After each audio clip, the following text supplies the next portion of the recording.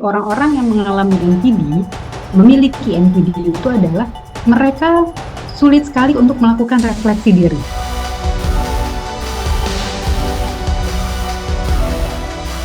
Kenapa sih orang-orang mereka lalu tidak menggunakan cara komunikasi secara langsung kalau memang memiliki masalah terhadap orang lain? Terkait postingan ayah kemarin tanggapannya gimana? Munduran kak. Soal aputan dari ayah kan? Munduran kak Terkait mundur. postingan ayah kemarin Al yang 2 kali.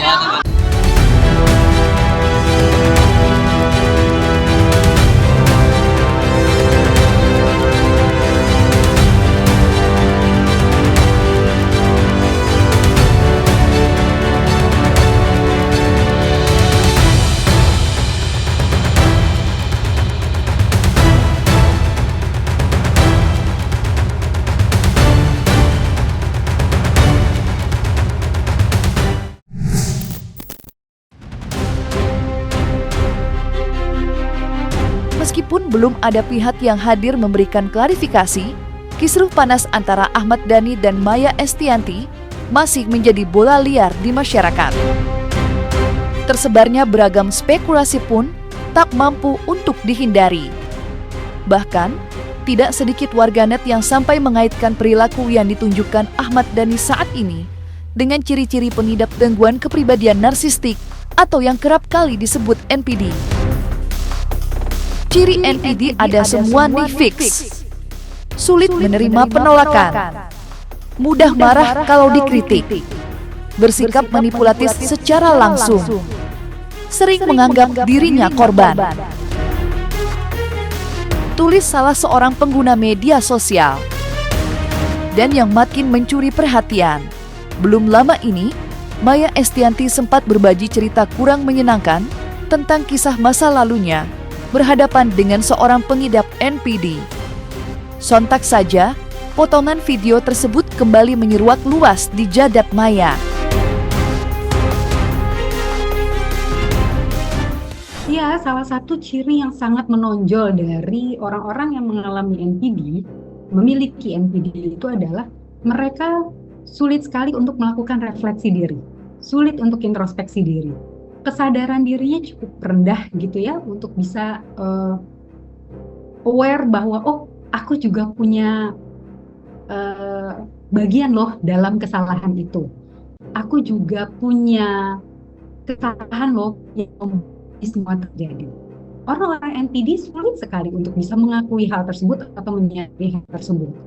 Karena poinnya adalah dia akan selalu mencari, memikirkan bahwa apa yang dilakukan dirinya itu adalah selalu punya cara-cara yang membenarkan dirinya atau membuat dirinya seakan-akan atau seharusnya tampil sebagai pihak yang selalu benar dibandingkan orang-orang lain. Saya sih sebenarnya pengen dulu ya, sebenarnya meskipun kita bercerai tapi ada hubungan yang normal gitu ya. Tapi dia tadi, mantan saya itu tidak membuat itu lebih mudah untuk selalu cari gara-gara. Kenapa sih orang-orang mereka lalu tidak menggunakan cara komunikasi secara langsung kalau memang memiliki masalah terhadap orang lain? Terhadap mantan pasangan, terhadap orang-orang yang mungkin dekat gitu ya sebelumnya dengan atau punya hubungan sebelumnya dengan mereka. Ada baiknya kan seharusnya mereka ketemu langsung mengungkapkan, oke, saya kurang suka nih dengan sikap-sikap kamu, atau saya merasa ada sikap kamu yang di masa lalu yang saya juga enggan atau masih saat ini tidak bisa saya terima, atau efek atau dampaknya untuk keluargaku. Ini kan sebenarnya bisa disampaikan secara baik-baik untuk public figure yang notabene mungkin ya mereka mencari atau mendulang finansial juga, tahu bahwa media sosial yang mereka miliki ini bisa menjadi satu hal juga untuk mereka mendulang secara finansial, maka akhirnya jadi bias nih. Sebenarnya tujuannya apa sih pada saat lalu mereka mempublish konflik atau perasaan-perasaan ketidaknyamanan yang mereka alami ini di media sosial? Tujuannya apa? Apakah mau menyelesaikan masalah, mau mencari solusi, mau konfrontasi positif, atau betul-betul hanya sebatas mereka ingin mendulang finansial dari cerita yang mereka buat gitu. Jadi kalau lalu apakah orang yang memang menampilkan problem mereka di media sosial bisa dibilang salah satu NPD? saya mungkin akhirnya jadi berpikirnya tidak bisa kita menjudgment secara langsung ke arah sana gitu. Kita harus perhatikan betul karena tujuan tiap orang berbeda-beda. Plus kita pun harus melihat track record atau perilaku keseharian orang tersebut seperti apa.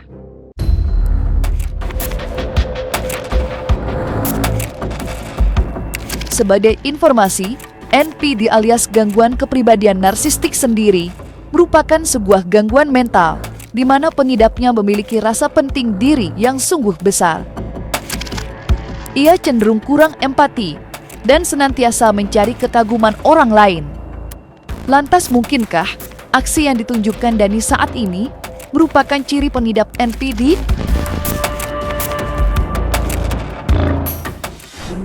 Bunda pernah nggak sih ketemu sama orang NPD?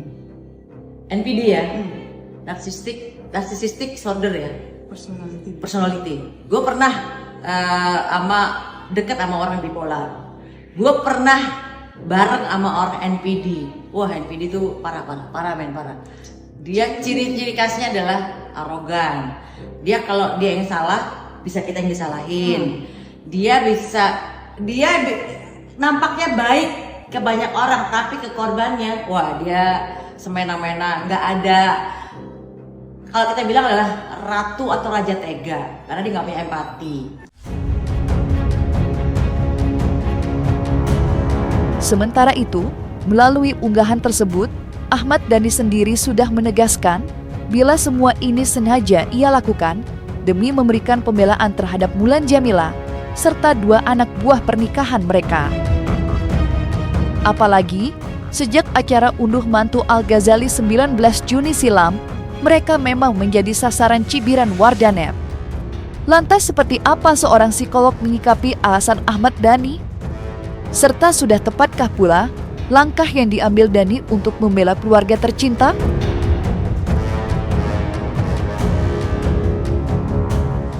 Mereka cerita atau nggak cerita, mereka menampilkan kisah mereka di publik atau enggak, ini kan masyarakat mudah sekali ya untuk mendapatkan kisah mereka. Belum lagi jejak digital masa lalu yang sangat mudah sekali untuk dikulik kembali gitu ya, ditampilkan kembali gitu. Kalau lalu ada hal-hal tadi sih sebenarnya kembali ke tujuannya apa sih?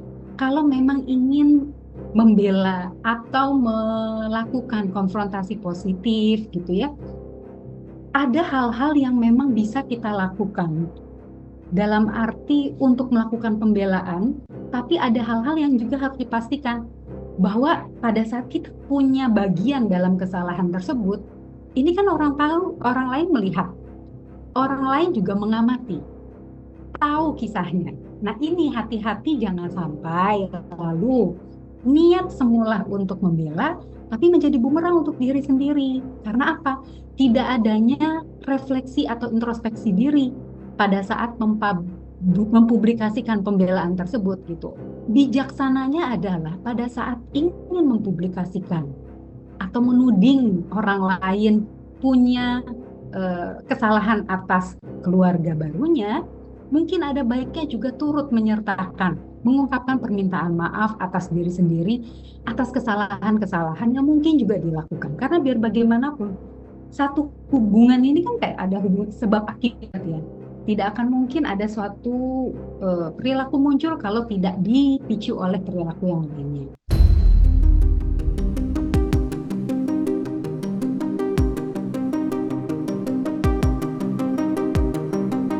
Apa yang saat ini dilakukan oleh Ahmad Dhani memang masih menuai pro dan kontra. Di satu sisi, ada yang menanggapinya dengan sanjung puji.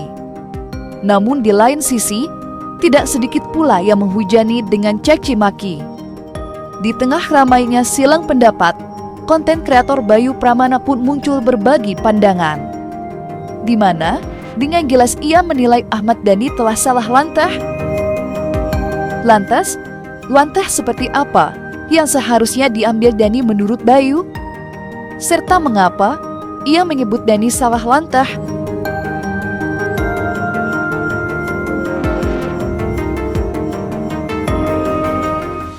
Ahmad Dhani blunder, niatnya mau bersihin nama, malah makin kacau. Jadi beberapa hari yang lalu, Ahmad Dhani itu mengupload video tentang Maya Estianty yang gibahin dirinya dan istrinya sekarang, Mulan Jamila. Niatnya Ahmad Dhani itu untuk membersihkan nama Mulan Jamila karena sering diolok-olok netizen, sering diserang netizen. Jadi dia untuk melindungi nama Mulan Jamila untuk kebaikan anaknya. Tapi malah dihujat netizen. Terkait postingan ayah kemarin tanggapannya gimana? Soal aputan dari ayah Munduran kak mundur. Postingan ayah kemarin Al yang 2 kali. Bukan aku lah komentar. Jangan ngejar-ngejar ke aku. Dia bilang kenapa Maya Estianty itu belum move on, udah 15 tahun, segala macem. Padahal itu hak Maya, dia mau ikut ngomong, dia mau jumpa, dia mau ketemu, dia mau senyum sama siapapun itu hak dia. Alasan move on atau enggak itu hak dia.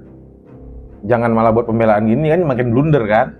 Ini aku kasih saran aja, harusnya kalau ingin membersihkan nama, kalian berdua kan itu jabat, jadi bikin aja kebijakan-kebijakan yang mendukung rakyat atau berbagi sesama rakyat. Kan banyak duit nih, katanya kaya-kaya, berbagilah. Ntar rakyat juga seneng kok ngelupain masa lalu.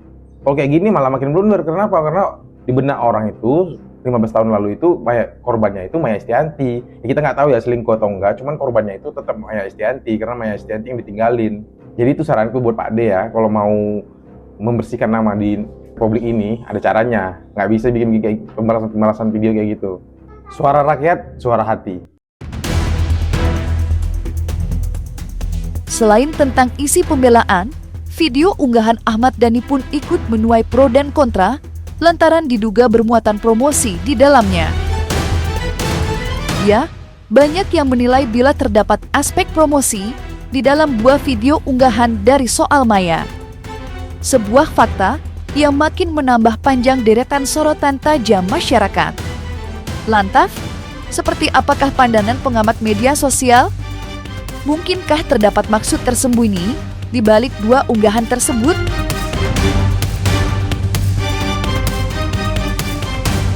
Jangan lupa guys, Booth Pro Shop hadir di Prambanan Jazz 2025. Kapan itu? 4-5-6 Juli 2025. Ale, Booth Pro Shop juga hadir di konser Dewa 19 All Star GBK 6 September 2025. Diborong semua boleh, beli untuk dijual lagi juga boleh ya Ale ya. Jangan lupa guys. Jangan lupa, cuma seger-seger di Booth Pro Shop juga boleh Ale. Seger-seger di Pro Shop jangan lupa.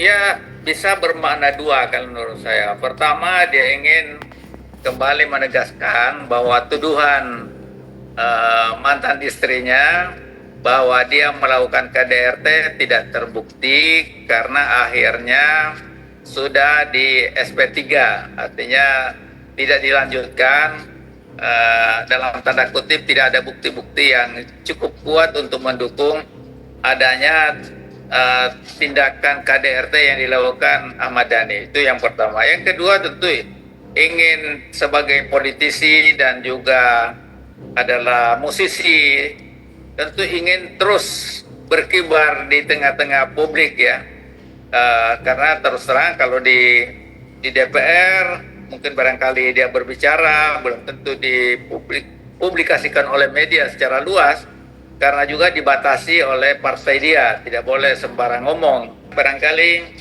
kalau saran saya ke Pak Ahmad Dhani supaya lebih hati-hati ngomong, tapi bukan berarti tidak bisa bicara. Tetap saja harus bicara, tetapi bicaralah untuk kepentingan rakyat. Karena beliau memang musisi, tapi posisi beliau itu, kedudukan beliau tinggi sebagai anggota DPR, maka berbicara tentang kepentingan masyarakat. Kalau dia bicara dengan masa lalu dia itu bukan untuk kepentingan masyarakat. Paling tadi itu dua tujuannya, satu untuk mengklarifikasi bahwa dia tidak pernah melakukan KDRT, kedua ingin tetap eksis di tengah-tengah publik.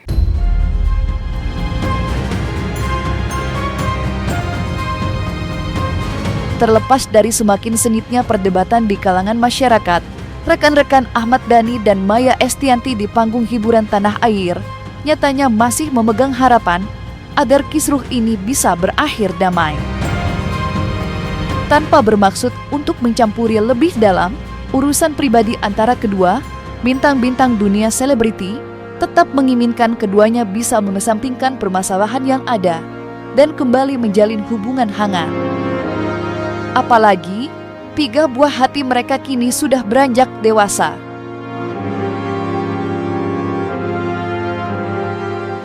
Semoga baik-baik aja, Pak D.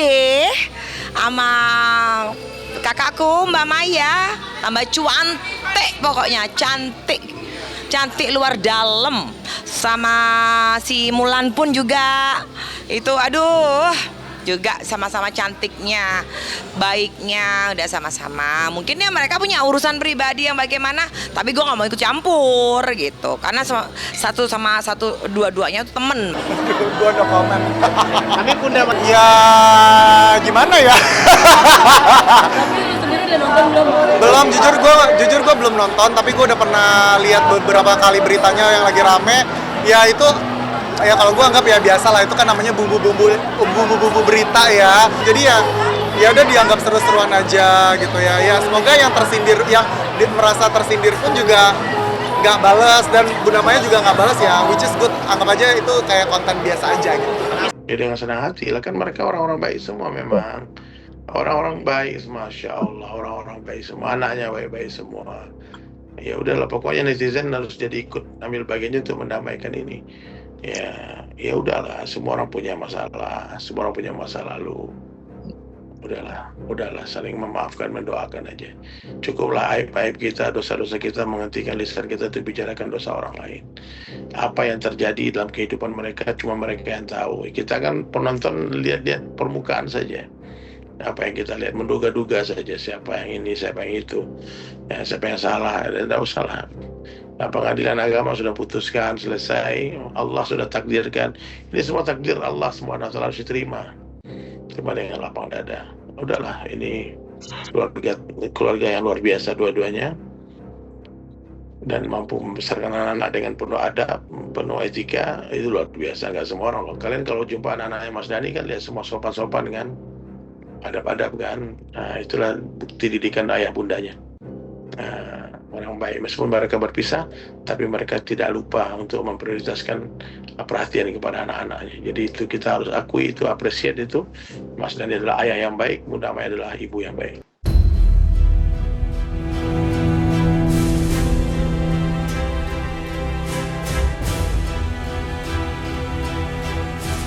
Nah, selesai sudah Cumi Lovers. Jangan lupa untuk like, subscribe, dan juga share channel YouTube Cumi Cumi.